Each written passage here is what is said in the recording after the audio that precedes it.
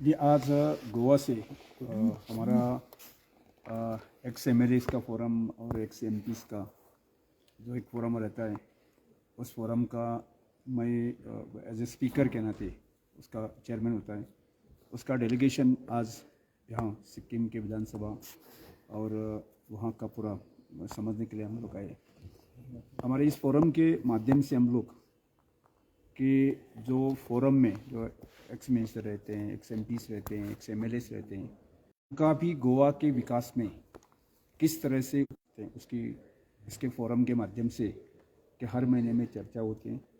हर साल में उसका दिन सेलिब्रेट किया जाता है। उसके व्यापक दृष्टि से चर्चा होकर कि एक्स एम और एक्स एम एक्स मिनिस्टर भी उनका भी गोवा के विकास में किस तरह से सहयोग होना चाहिए, इस प्रकार की चर्चा होती है। और इसी के नाते हर साल हम लोग अलग अलग विधानसभा अलग अलग इस फोरम का चर्चा करके देख के उनका रिपोर्ट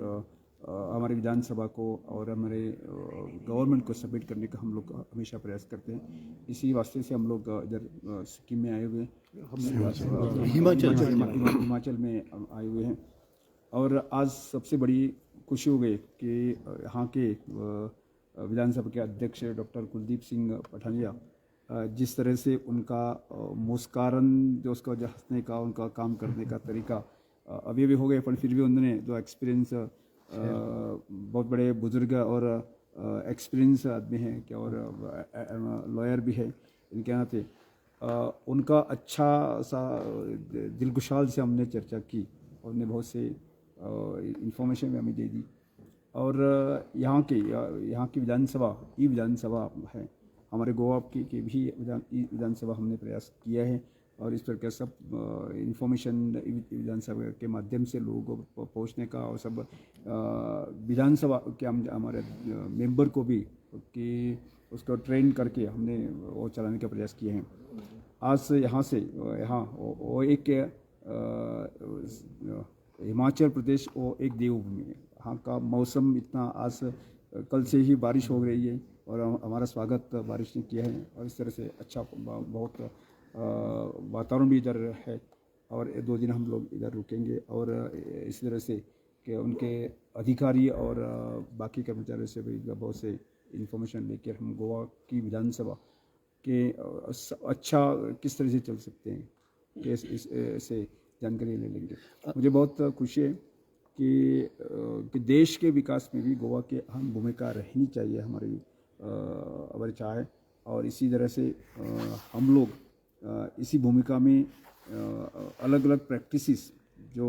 अलग अलग असेंबली चलती हैं और विदेश के चलते हैं, वो हमारे गोवा में लाने के लिए हमारे इस फोरम के माध्यम से प्रयास हम लोग किया है। आज मुझे लगा है कि हमारे फोरम के बहुत अच्छे मेंबर्स एक्टिव मेंबर हैं, वे उस तरह से समझ लेंगे और गोवा में उसका ज़रूर फ़ायदा लेने का प्रयास करेंगे। खासकर जो कंप्लीट डिजिटाइजेशन की बात करते हैं, जैसे स्पीकर साहब ने भी कहा है, स्पीकर ऑफ पार्लियामेंट ये चाहते हैं, एज प्राइम मिनिस्टर कहते हैं कि डिजिटल इंडिया होना चाहिए। इसके मद्देनज़र जैसा आपने कहा गोवा में बिगिन किया है ये विधान, तो कंप्लीट डिजिटाइजेशन के लिए what needs to be done, क्या इस दिशा में प्रयास किए जाने चाहिए कि गोवा में भी होंगे? नहीं, ऐसा हमें गोवा में कंप्लीटाइजेशन किया है कि लेकिन एक दिक्कत क्या होती है कि जो विधानसभा के मेंबर कुछ मेंबर्स नहीं रहते हैं और कुछ कम पढ़े लिखे रहते हैं, उनसे थोड़ा सा वह ई विधानसभा का काम चलाना थोड़ा सा दिक्कत आता है। फिर भी हम लोगों ने प्रयास किया है उनको ट्रेन करके, और हमें ही नहीं पूरे देश में इसी प्रकार की दिक्कतें होंगी कि जो एजुकेटेड हैं, जो इसे अन्य टेक्नोलॉजी इम्प्लीमेंट करना चाहते हैं, उनके लिए आसान होते हैं और वो होना चाहिए। वो देश की ज़रूरतें आगे बढ़ने के लिए हो इस तरह के प्रयास हम लोग सब लोग कर रहे हैं। सर, दोनों ही राज्य हिमाचल प्रदेश और गोवा भी टूरिस्ट पैलेस हैं, तो ऐसे में सहयोग की बात की जाएगी हिमाचल और गोवा के बीच? मुझे लगता है कि मुझे लगता है कि सब लोगों को अभी गोवा के बारे में सोचा जाए तो कि पूरे वर्ल्ड में उनको लोगों की चाह है, नेचुरल ब्यूटी है, वह इसी तरह हिमाचल में भी है और उसका एक सिमिलरिटी है। इसके नाते मुझे लगता है कि आगे चलकर सरकार ने हम सरकार को इंट्रोड्यूस करेंगे कि वहाँ किसी तरह से अच्छा टूरिज़्म के क्षेत्र में जो अच्छा प्रैक्टिसेस हैं तो किस तरह से हम लोग दोनों स्टेट्स